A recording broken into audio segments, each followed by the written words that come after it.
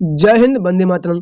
दोस्तों, स्वागत है आप सभी का हमारे YouTube channel online teaching with Kaushal में। साथियों, अगर आप यूपी पुलिस की तैयारी कर रहे हैं तो ये वीडियो आपके लिए बहुत ही इंपॉर्टेंट होने वाला है, क्योंकि आज के इस वीडियो में मैं आप लोगों के लिए लेके आया हूँ बहुत ही इंपॉर्टेंट प्रश्न जो हर बार किसी न किसी परीक्षा में पूछे गए हैं। ये सभी PYQ हैं, मतलब प्रीवियस ईयर क्वेश्चन है जो परीक्षा में पूछे जा चुके हैं, वो भी यूपी पुलिस की परीक्षा में। तो साथियों, वीडियो को बिना स्किप किए अंत तक जरूर देखें ताकि आप इन क्वेश्चन को सही से हल कर सकें। आप एक कॉपी पेन अपने पास रख लें और ये सही करते चलें कि हमने इनमें से कितने क्वेश्चन सही किए हैं। तो दोस्तों, अगर आपने अभी तक मेरे चैनल को सब्सक्राइब नहीं किया है तो साथियों मेरे चैनल को जरूर सब्सक्राइब करें ताकि आने वाला अगला वीडियो सबसे पहले आपके पास पहुंच सके। साथियों, तो अब हम करेंगे अपने हिंदी के प्रश्न। इसमें हमारा पहला प्रश्न क्या हो जाएगा? त्रिलोचन शास्त्री को हिंदी अकादमी का सलाका सम्मान कब प्रदान किया गया था? ये त्रिलोचन शास्त्री हैं, इनको हिंदी का सलाका सम्मान कब दिया गया था? तो साथियों, ये दिया गया था 1989 से 1990 के बीच। तो ऑप्शन नंबर बी हमारा बिल्कुल राइट आंसर हो जाएगा। साथियों, हमारा अगला प्रश्न क्या है?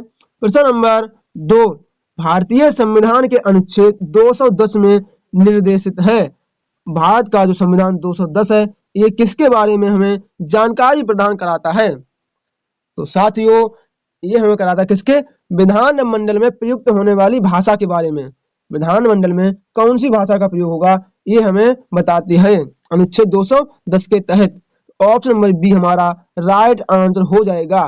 विधानमंडल में प्रयुक्त होने वाली भाषा के बारे में अनुच्छेद 210 बताता है। हमारा अगला प्रश्न क्या है? प्रश्न नंबर 3 हमारा क्या हो जाएगा? निम्नलिखित किस वाक्य में अकर्मक क्रिया का प्रयोग हुआ है? अकर्मक क्रिया का प्रयोग किस वाक्य में हुआ है? मैं सोता हूं, मैं पीता हूं, उसने पीता, उसने खाई। तो इसका राइट आंसर क्या हो जाएगा? मैं सोता हूं, यह एक अकर्मक क्रिया है। क्या मैं सोता हूं यह एक अकर्मक क्रिया है? तो यहाँ पर राइट आंसर हो जाएगा ऑप्शन नंबर ए, हमारा बिल्कुल सही आंसर हो जाएगा। हमारा अगला प्रश्न क्या है? प्रश्न नंबर 4 माँ की बहन संबंध को बताने वाला एक सार्थक शब्द है। जो मम्मी की बहन होती हैं उन्हें हम क्या कह सकते हैं? तो आपको पता है मम्मी की बहन को हम मौसी कहते हैं। क्या मौसी कहते हैं? ऑप्शन नंबर बी हमारा राइट आंसर हो जाएगा। हमारा अगला प्रश्न क्या है? प्रश्न नंबर 5 हमारा क्या हो जाएगा? रस से भरा विग्रह समासिक पद इनमें से कौन सा है? रस से भरा, तो इसके लिए क्या हो जाएगा? रस भरा। ऑप्शन नंबर डी हमारा राइट आंसर हो जाएगा, रस भरा। हमारा अगला प्रश्न क्या है? प्रश्न नंबर 6 हमारा क्या हो जाएगा? निम्नलिखित में समुदायवाचक विशेषण है, इनमें से कौन सा समुदायवाचक विशेषण है? तो समुदायवाचक विशेषण क्या हो जाएगा? चारों हमारा सही आंसर हो जाएगा। हमारा अगला प्रश्न क्या है? प्रश्न नंबर 7 बहुत बढ़ा चढ़ाकर कही गई उक्ति जिसे बहुत ही बढ़ा चढ़ाकर कहा जाता है, उसके लिए हमें एक शब्द चुनना है। तो आपको पता है किसी बात को बढ़ा चढ़ाकर कहना अतिशयोक्ति के अंतर्गत आता है। किसके? अतिशयोक्ति के अंतर्गत आता है। तो ऑप्शन नंबर डी हमारा राइट आंसर हो जाएगा। दोस्तों, हमारा अगला प्रश्न क्या है? प्रश्न नंबर 8 दिए गए पर्यायवाची शब्दों में से वाक्य में रिक्त स्थान के लिए सही शब्द चुनिए। पर्यायवाची दिए गए हैं, उनमें से हमें सही शब्द चुनना है। तिरंगा भारत का राष्ट्रीय क्या है? निशान है, पताका है, चिन्ह है या फिर ध्वज है? तो साथियों, इसको राइट आंसर हो जाएगा ऑप्शन नंबर डी, तिरंगा भारत का राष्ट्रीय ध्वज है। हमारा अगला प्रश्न क्या है? प्रश्न नंबर 9 हमारा क्या हो जाएगा? सन 1968 में किस साहित्यकार को ज्ञानपीठ पुरस्कार मिला था? 1968 में किसे ज्ञानपीठ पुरस्कार दिया गया था? आपको पता होना चाहिए 1968 में सुमित्रा नंदन पंत जी को दिया गया था। ऑप्शन नंबर सी हमारा राइट आंसर हो जाएगा। और इनकी रचना थी चिदम्बरा। कौन सी? चिदम्बरा के लिए इन्हें ये दिया गया था। हमारा अगला प्रश्न क्या है? प्रश्न नंबर 14 है संस्कृत के व्याकरण में लिंग निर्धारण का प्रमुख आधार है। संस्कृत का जो व्याकरण है इसमें लिंग का निर्धारण कौन करता है? तो इसका राइट आंसर हो जाएगा ऑप्शन नंबर बी, अर्थ के आधार पर। किसके? अर्थ के आधार पर किया जाता है। हमारा अगला प्रश्न क्या है? प्रश्न नंबर 15, नंददास इनमें से किस ग्रंथ के लेखक हैं? ये नंददास है, इन्होंने किस की रचना की है? तो इसका राइट आंसर हो जाएगा ऑप्शन नंबर सी, रसमंजरी नंददास की बहुत ही प्रमुख ग्रंथ है, क्योंकि रसमंजरी में बहुत अच्छे अच्छे श्लोकों का प्रयोग किया गया है। हमारा अगला प्रश्न क्या है? प्रश्न नंबर 16, इनमें से कौन सा माल गोदाम, इनमें से कौन सा माल गोदाम शब्द के लिए सही समास विग्रह रहेगा? तो आपको पता है माल गोदाम उसे कहते हैं जो माल के लिए बनाई जाए, मतलब माल रखने के लिए बनाई गई गोदाम, तो माल गोदाम हो जाएगा। तो इसका राइट आंसर हो जाएगा ऑप्शन नंबर सी, माल के लिए गोदाम हमारा बिल्कुल सही आंसर हो जाएगा। हमारा अगला प्रश्न क्या है? प्रश्न नंबर 17 हमारा क्या हो जाएगा?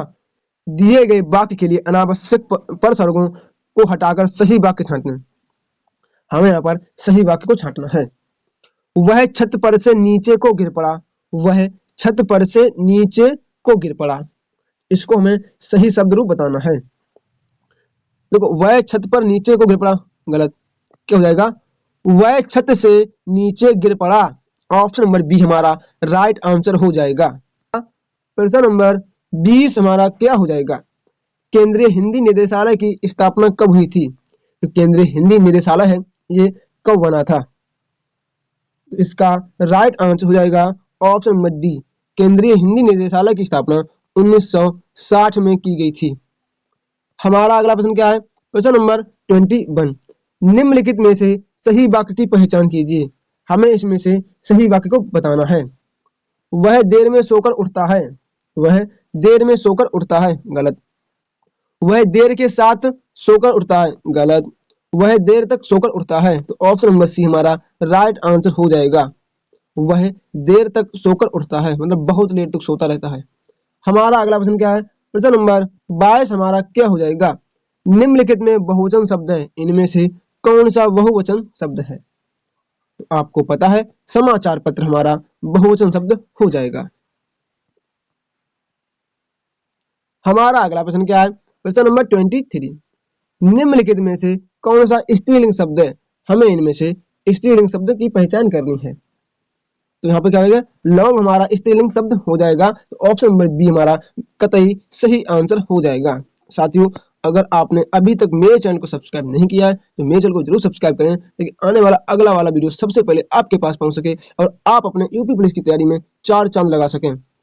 क्योंकि आपको पता है किसी भी एग्जाम में सबसे ज्यादा प्रीवियस क्वेश्चन रिपीटेड होते हैं। इसके लिए मैं आपको डेली PYQ करा रहा हूँ, तो जुड़ते रहिए हमारे चैनल के साथ ऐसे ही, ताकि आपका सिलेक्शन जल्दी से जल्दी हो सके। हमारा अगला प्रश्न क्या है? प्रश्न नंबर 24, निरंतरता बोधक संयुक्त क्रिया का उदाहरण है। निरंतरता बोधक संयुक्त क्रिया का उदाहरण क्या हो जाएगा? दे डालो, पानी बरसने लगा, बरसता रहता है, पा लिया। तो इसका राइट आंसर क्या हो जाएगा? ऑप्शन नंबर सी, बरसता रहता है, ये संयुक्त क्रिया का उदाहरण हो जाएगा। तो बरसता रहता है मतलब हमें निरंतरता दिखानी है, तो यहाँ निरंतरता दिखाई जा रही है। हमारा अगला प्रश्न क्या है? प्रश्न नंबर 25, निम्नलिखित में से कौन सा पुल्लिंग शब्द है? इनमें से हमें पुल्लिंग शब्द की पहचान करनी है। तो क्या गिलहरी गलत हो जाएगा, कोयल स्त्रीलिंग है, मक्खी स्त्रीलिंग है, सिर्फ खटमल ही यहाँ पर पुल्लिंग शब्द है। तो ऑप्शन नंबर सी हमारा बिल्कुल सही आंसर हो जाएगा। हमारा अगला प्रश्न क्या है? प्रश्न नंबर 26 हमारा क्या हो जाएगा? निम्नलिखित में से सही वाक्य की पहचान कीजिए। हमें इसमें से सही वाक्य पहचान कर बताना है। दुश्मन ने गोले और तोपों से आक्रमण किया, क्या ये सही है? गलत। दुश्मन ने गोलों और तोपों से आक्रमण किया, ये सही हो जाएगा। क्या? ऑप्शन नंबर बी हमारा राइट आंसर हो जाएगा। हमारा अगला प्रश्न क्या है? प्रश्न नंबर 27 हमारा क्या हो जाएगा? रानी केतकी की कहानी के लेखक हैं। जो रानी केतकी की कहानी है, इसके लेखक कौन है? आपको पता है रानी केतकी की कहानी के लेखक इंसा अल्लाह खान है। कौन? सैयद इंसा अल्लाह खान ने रानी केतकी की कहानी लिखी है। हमारा अगला प्रश्न क्या है? प्रश्न नंबर 28, जिसके द्वारा कर्ता कोई काम करता है, मतलब जिसके द्वारा कर्ता कोई भी काम करता है, उसे क्या कहते हैं? आपको पता है जिसके द्वारा कर्ता कोई काम करता है उसे करण कहते हैं। क्या? करण कारक कहते हैं, करण कारक कहते हैं। हमारा अगला प्रश्न क्या है? प्रश्न नंबर 29 हमारा क्या हो जाएगा? निम्नलिखित वाक्य में आए खाली स्थान के लिए सही शब्द चुनिए। यहाँ जो खाली स्थान है यहाँ पर हमें एक अच्छा शब्द चुनना है जो यहाँ पर सही से अर्थ बता सके।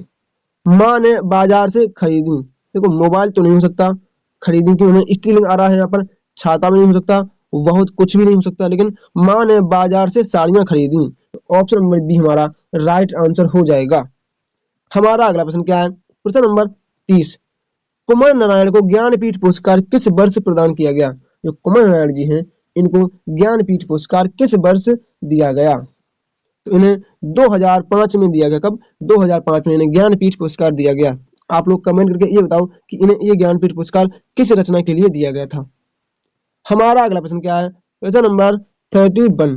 निम्नलिखित में से कौन सा कामदेव का पर्यायवाची शब्द नहीं है? इनमें से कामदेव का पर्यायवाची शब्द कौन सा नहीं है? देखो मनोज कामदेव का पर्यायवाची है, अलंग पर्यायवाची है, मनमत पर्यायवाची है, लेकिन निलय नहीं है। क्या?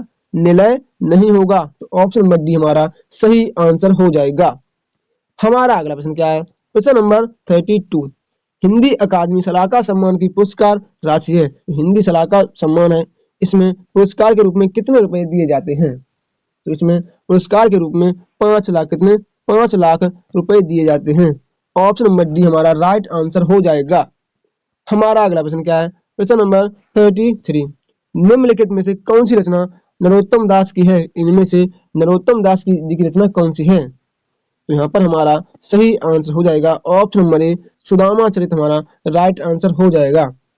साथियों इनमें से आपको कौन कौन से प्रश्न नहीं आ रहे हैं वो अपनी कॉपी में नोट करके लिख लें, ताकि जब आपका पेपर हो तो उन्हें एक बार रिवाइज कर लें, जिससे कि आपको पेपर में कोई तकलीफ ना हो।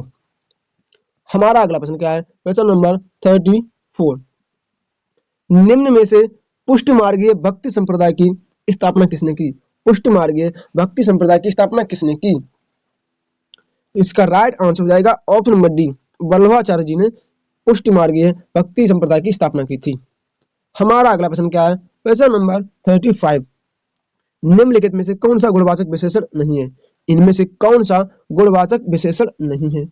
तो आपको पता होना चाहिए मनो अनाज, ये मनो अनाज ये हमारा गुणवाचक विशेषण नहीं है, क्योंकि इसमें कोई गुणहीन नजर नहीं आ रहा है। हमारा अगला प्रश्न क्या है, प्रश्न नंबर 36। हमें खाली स्थान में एक सही शब्द चुनकर भरना है। उद्यमी कभी कभी हाथ पर नहीं बैठते हैं, वे कुछ करके भी दिखलाते हैं। हाथ पर हाथ रखे नहीं, हाथ पर हाथ, हाथ पर हाथ धरे नहीं बैठते हैं। तो ऑप्शन नंबर सी हमारा राइट आंसर है। क्या? हाथ पर, क्या जगह? हाथ पर हाथ धरे नहीं बैठते हैं। हमारा अगला प्रश्न क्या है, प्रश्न नंबर 37।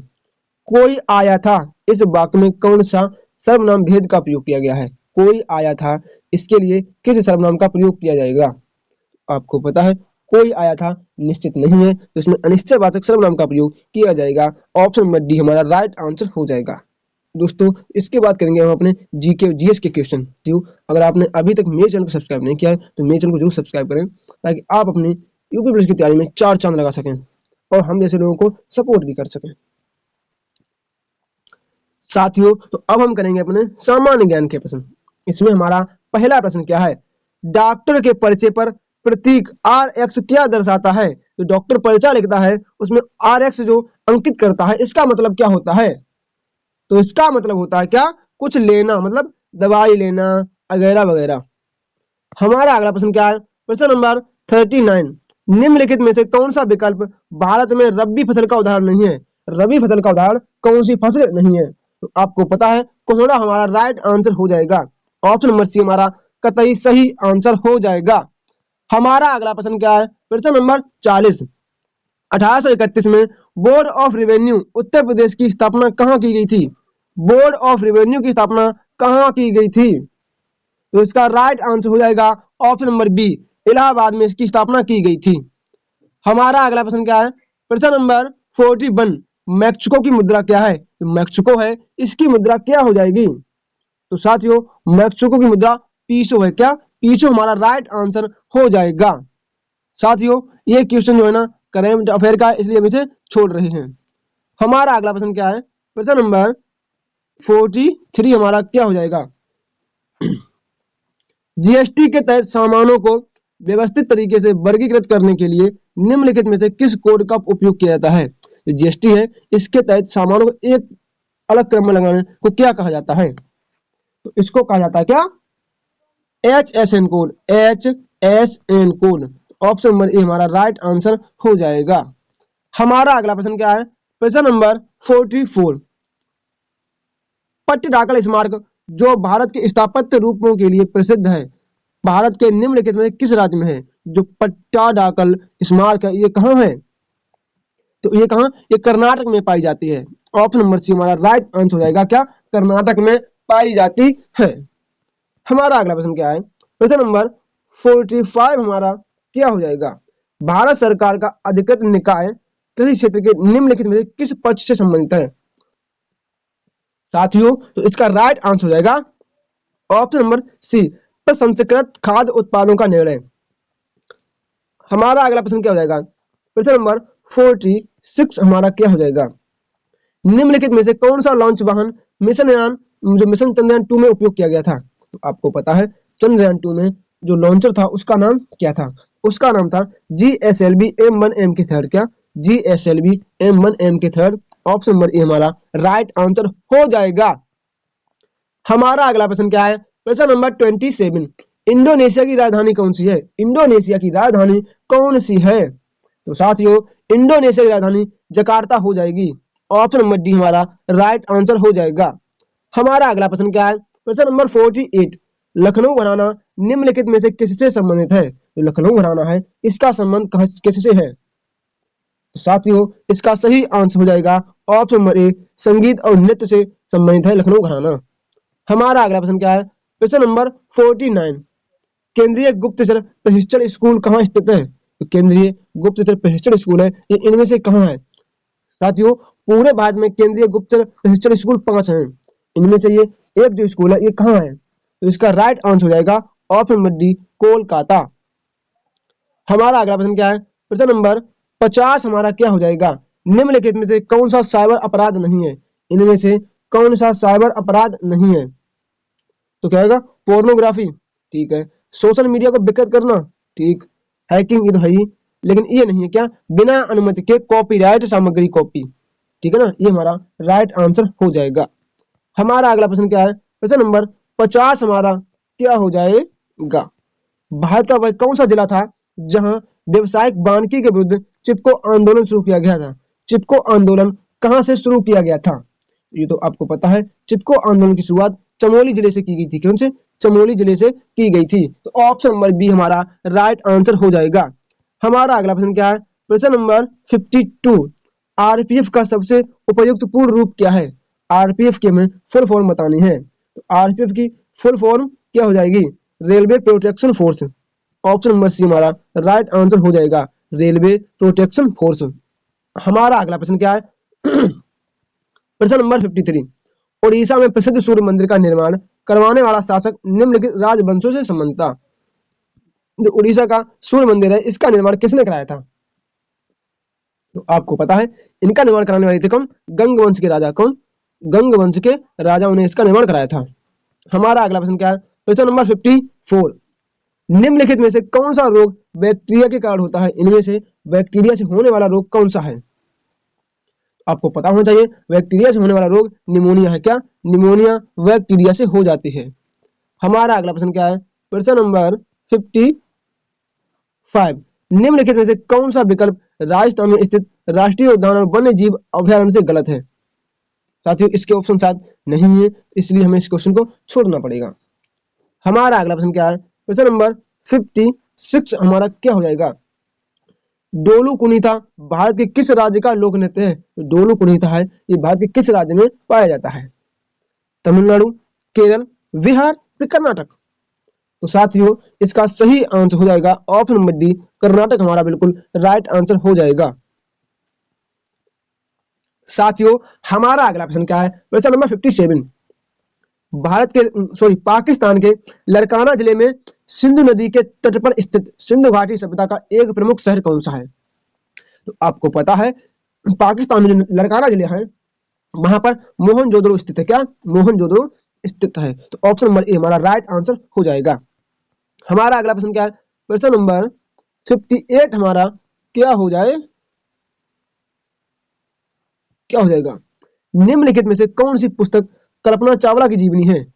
कल्पना चावला की जीवनी कौन सी है जिसे जॉन पियर हैरिसन ने लिखा है? तो आपको पता होना चाहिए कल्पना चावला की जो जीवनी है ये एज ऑफ टाइम है। क्या? एज ऑफ टाइम है, जिसे जॉन पियर हैरिसन के द्वारा लिखा गया है। हमारा अगला प्रश्न क्या है? प्रश्न नंबर 59 हमारा क्या हो जाएगा? संत कबीर नगर जिले का पुलिस प्रशासन किस क्षेत्र के अंतर्गत आता है?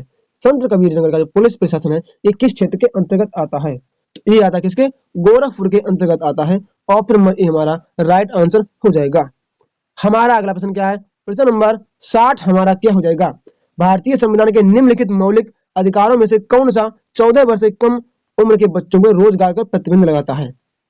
14 वर्ष से कम बच्चों पर आप मजदूरी नहीं करवा सकते, लेबर नहीं करवा सकते। तो इसका राइट आंसर हो जाएगा ऑप्शन नंबर सी। क्या? शोषण के विरुद्ध हमारा हो जाएगा, शोषण के विरुद्ध अधिकार हमारा राइट आंसर हो जाएगा।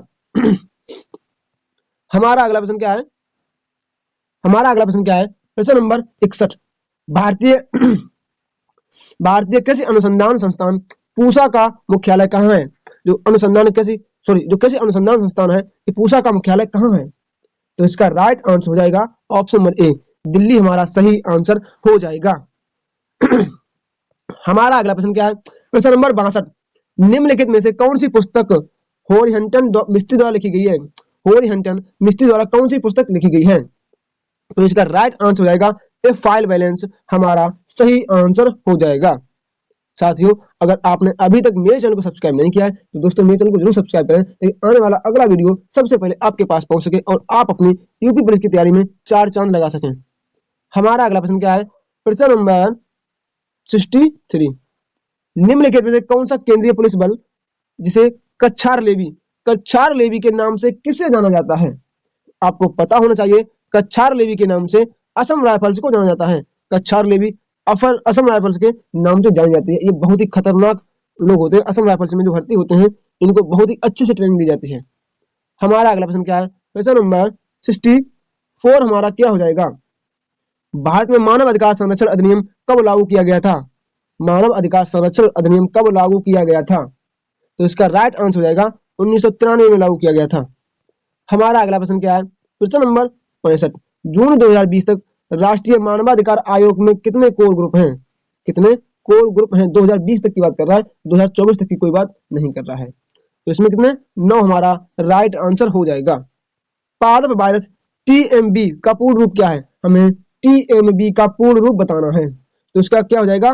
Tobacco mosaic virus. Option number A हमारा राइट आंसर हो जाएगा। हमारा अगला प्रश्न क्या है? प्रश्न नंबर 68 जून 2020 में चीन के साथ संघर्ष में कमांडिंग ऑफिसर सहित 20 से अधिक सैनिक निम्नलिखित में किस क्षेत्र में मारे गए थे? आपको पता है कहाँ? गलवान घाटी में हमारा चीन के साथ आमना सामना होता रहता है। ये चीन वाले ये अपनी हरकत से बाज नहीं आते हैं, चाहे इनके लिए कुछ भी करो। तो ऑप्शन नंबर ए हमारा राइट आंसर हो जाएगा। हमारा अगला प्रश्न क्या है? प्रश्न नंबर 69 मानवाधिकार के लिए संयुक्त राष्ट्र के उच्चायुक्त कार्यालय में आर्थिक, सामाजिक और सांस्कृतिक अधिकारों की समिति कितने सदस्य होते हैं? कितने सदस्य हैं? मानवाधिकार के लिए कितने सदस्य वहां पर बिठाए गए हैं? तो इसका राइट आंसर है क्या? ऑप्शन नंबर सी, 18 सदस्य बैठाए गए हैं। हमारा अगला प्रश्न क्या है? प्रश्न नंबर 70 हमारा क्या हो जाएगा? राजस्व आयोग या board of revenue Uttar Pradesh में कितने सदस्य हैं? इसमें कितने सदस्य हैं? तो इसमें 10 सदस्य होते हैं। क्या? 10 सदस्य होते हैं। ऑप्शन नंबर डी हमारा राइट आंसर हो जाएगा। हमारा अगला प्रश्न क्या है? प्रश्न नंबर 72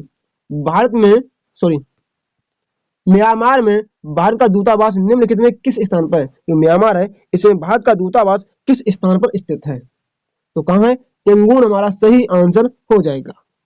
हमारा अगला प्रश्न क्या है? प्रश्न नंबर 73 निम्नलिखित में से किस तारीख को विश्व मस्तिष्क ट्यूमर दिवस मनाया जाता है? विश्व मस्तिष्क ट्यूमर दिवस कब मनाया जाता है? तो इसका राइट आंसर हो जाएगा ऑप्शन नंबर बी, 8 जून को मनाया जाता है।